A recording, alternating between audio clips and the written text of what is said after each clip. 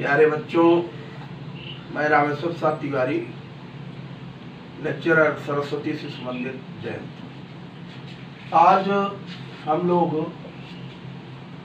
Development of male gametophyte दूसरा chapter जो चल रहा था रिप्रोडक्शन इन फ्लावरिंग प्लांट, उसमें बता रहे थे आप लोगों को।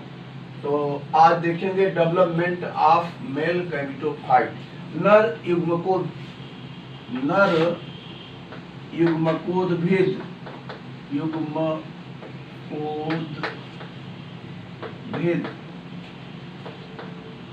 का विकास। कल परागकण की रचना आपने देखी थी, एक बार पुनः देखेंगे कि एक परागकण की जो संरचना होती है उसमें परागकण की संरचना में मुख्यतः आपने देखा था कि सबसे बाहर उसकी रचना है, सबसे बाहर इसमें बाहरी भित्ति जो इसकी होती है, जो स्पोरोपोलेनिन की बनी होती है, वो ध्यान रखेंगे एक्साइन जिसको बोलते हैं। ये एक्साइन है, रफ होती है, थोड़ा कटीली होती है, ये कह लीजिए, और ये एक्साइन कहलाती है, एक्साइन। और भीतरी भित्ति जो होती है वो थोड़ी स्मूथ होती है, सेलुलोज की बनी होती है, और ये भीतरी वाली जो भित्ति होती है ये कहलाती है ये इंटाई, सेलुलोज की बनी इंटाई।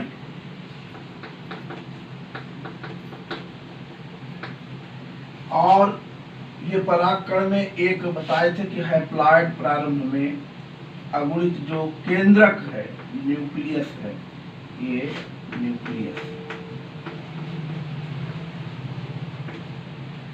अंदर भरा हुआ द्रव्य ये कहलाता है साइटोप्लाज्म।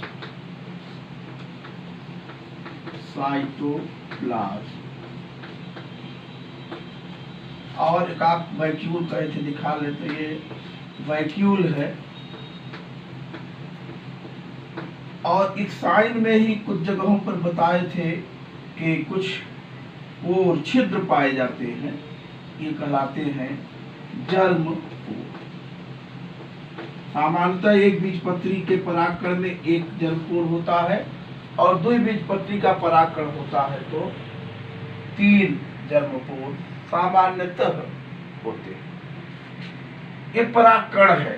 ये परागकण कहाँ बनता है?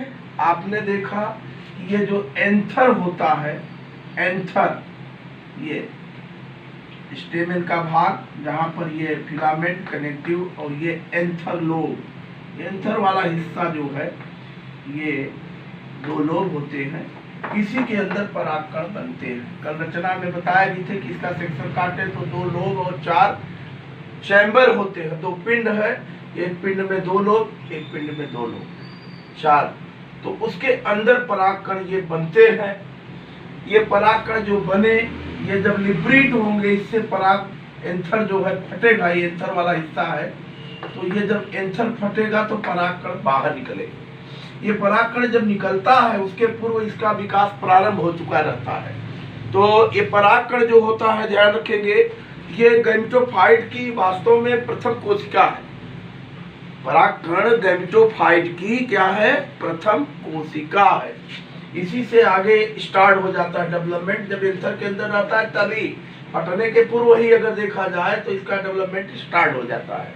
इसका जो न्यूक्लियाई है, ये न्यूक्लियाई 2 भागों में डिवाइड हो जाता है।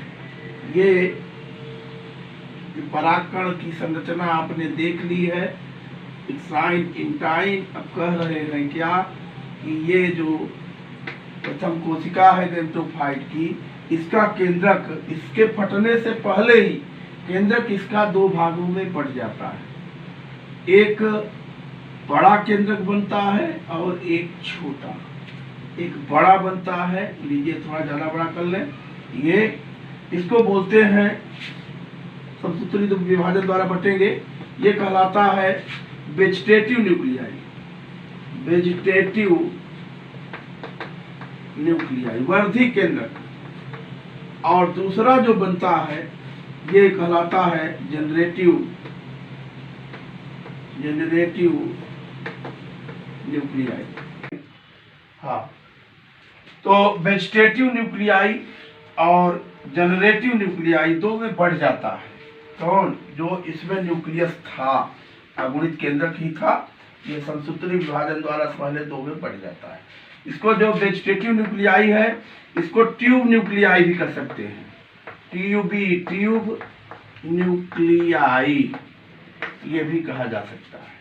तो ये अब ये डेवलपमेंट करेंगे, जब ये विभाजित हो जाता है, दो केंद्रक बन चुके हैं, अब आगे इसके बाद इतना हो जाने के बाद ये चारों तरफ से इसके साइटोप्लाज्म इकट्ठा होने लगता है, यानी एक सेलुलर संरचना कह सकते हैं बनने लगती है, कोशिकीय रचना के रूप में ये, क्योंकि कोशिका द्रव्य एकत्रित होने लगता है। अब ये जब इस स्थिति में पहुंच जाता है तब ये एंथर से इससे लिब्रेट होता है, बाहर निकलता है, और परागण की क्रिया जो आप जानते हैं कि परागकण जो एंथर में बनते हैं इनका स्टिग्मा तक पहुंचना, स्टिग्मा यानी जो ओवरी, स्टाइल और ये स्टिग्मा मादा भाग, तो ये स्टेमेन था मान लीजिए, इसमें परागकण बने हैं, यही परागकण यहाँ स्टिग्मा तक पहुंचेंगे तो ये क्रिया कहलाती है, इसको बोलते हैं क्या? परागण की क्रिया। ये ओवरी है, यहाँ ओव्यूल होगा और ओव्यूल में ही निषेचन की क्रिया होनी है, तो परागकण अंकुरित होगा यहाँ से, तब अंदर आएगा, तब परागण की क्रिया करेगा।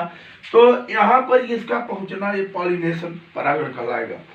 आगे का डेवलपमेंट इसका यहाँ पहुँचने के बाद होता है, अंकुरण यहाँ पहुँचने के बाद होता है। स्टिग्मा पर जो है म्यूसिलेजिनस लसलसा शर्करा युक्त पदार्थ होता है, जिसको ये एब्जॉर्ब करते हैं और शोषित कर लेते हैं परागकण, और स्टिमुलेट हो जाते हैं, उत्तेजित होकर के फिर आगे ये क्या होते हैं? जर्मिनेट होते हैं।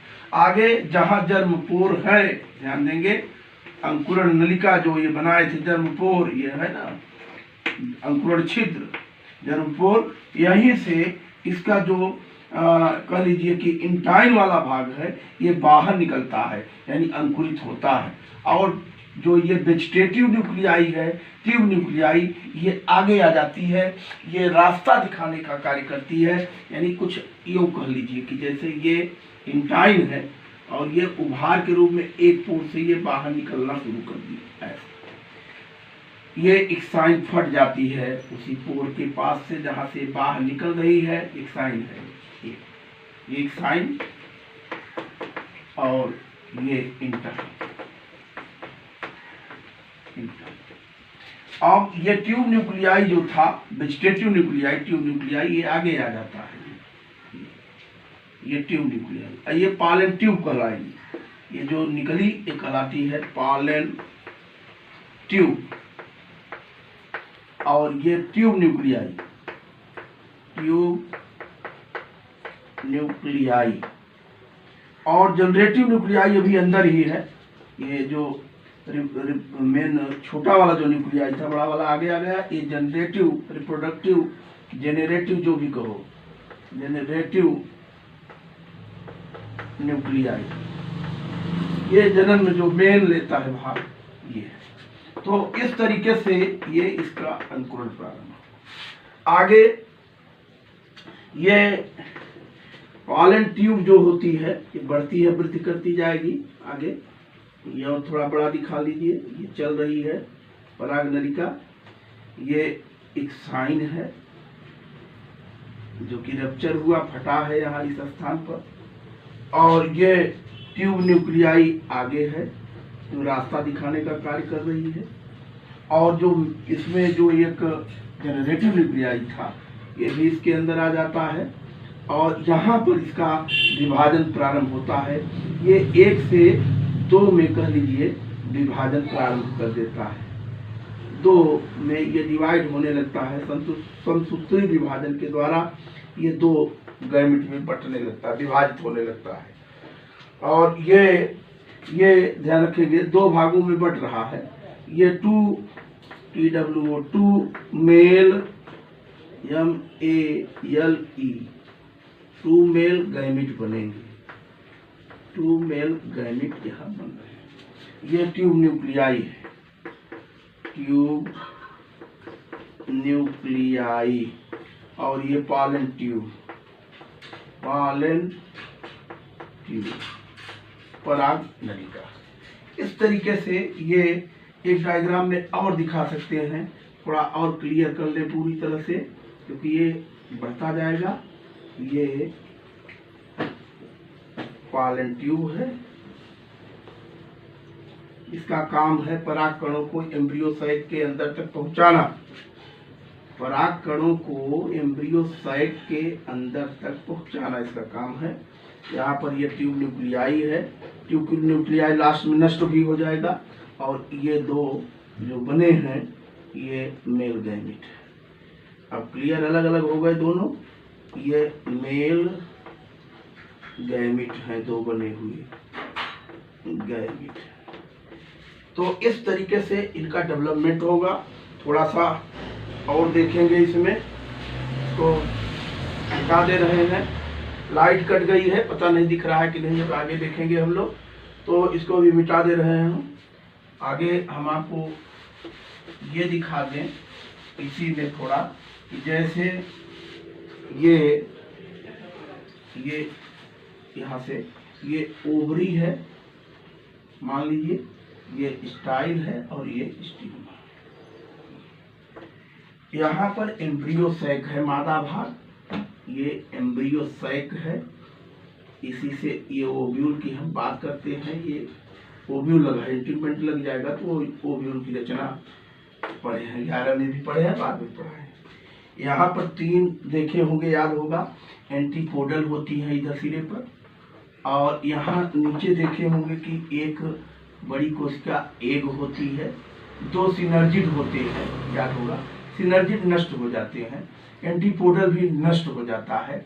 यहाँ 2 पोलर न्यूक्लियाई आपस में मिलकर एक सेकेंडरी न्यूक्लियाई बनाते हैं, याद होगा, यहाँ एक सेकेंडरी न्यूक्लियाई है, और ये एक क्या है, एग है।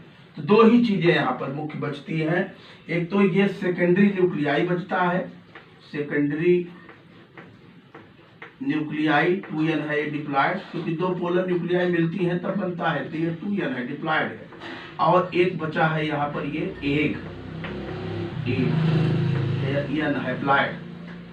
और पॉलन ट्यूब यहाँ से जब जर्मिनेट होकर के चलती है, अंकुरित होकर यहाँ से, जैसे अंकुरित हुई पॉलन ट्यूब और चल दी,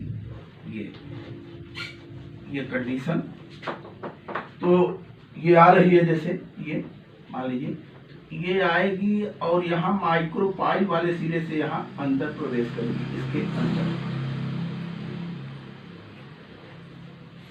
यहाँ जाएगी, यहाँ माइक्रोपाइल से अंदर प्रवेश करेगी। यानी अगर ओव्यूल ये है, मान लीजिए बाहर भी ये मान लीजिए ओव्यूल है ऐसा, तो यहाँ ये माइक्रोपाइल वाला सिरा है, माइक्रोपाइल, ध्यान रखें, ये माइक्रोपाइल है, यहीं पर ये एग है, और ये जो है सेकेंडरी न्यूक्लियाई है। पॉलन ट्यूब आई, ये पॉलन ट्यूब आ रही है जैसे इधर ऊपर से, तो यहाँ से प्रवेश कर जाएगी, यहाँ से प्रवेश करती है, तो इसको पोरोगैमी भी बोलते हैं।